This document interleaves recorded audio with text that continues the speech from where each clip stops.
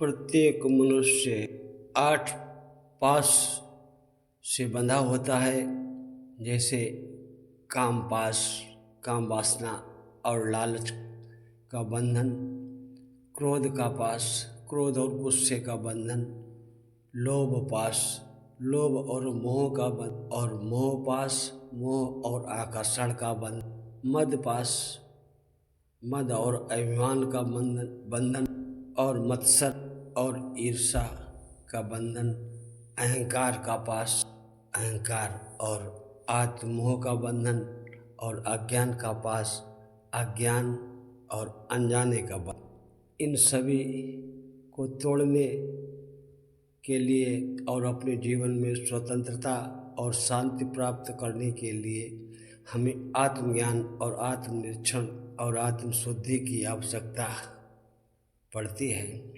जिसके लिए योग्य गुरु की आवश्यकता है, जिसका खुद का दिया जलता हो।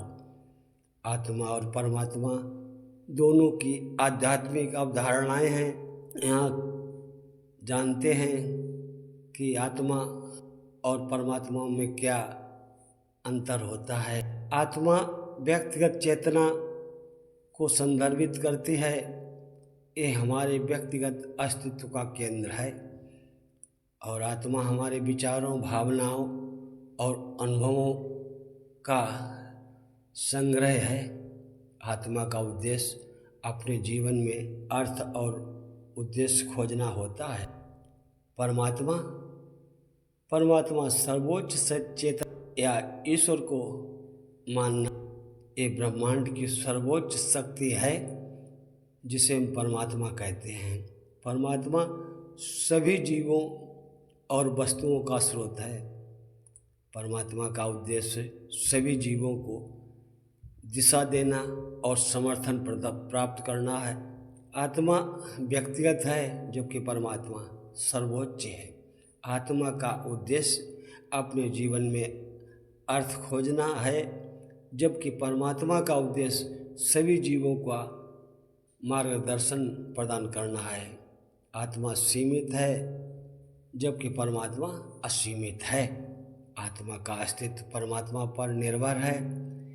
ये ध्यान रखना महत्वपूर्ण है कि आत्मा और परमात्मा की अवधारणा विभिन्न धर्मों में कुछ भिन्न हो सकती है। वैसे ध्यान और भक्ति दोनों ही आध्यात्मिक अभ्यास हैं, जो हमें अपने आप में और परमात्मा के में गहराई से जुड़ने में मदद करते हैं। ध्यान एक ऐसी प्रक्रिया है जिसमें हम अपने मन को शांत और एकाग्र करते हैं। ये हमें अपने विचारों, भावनाओं और अनुभवों को समझने में मदद करता है।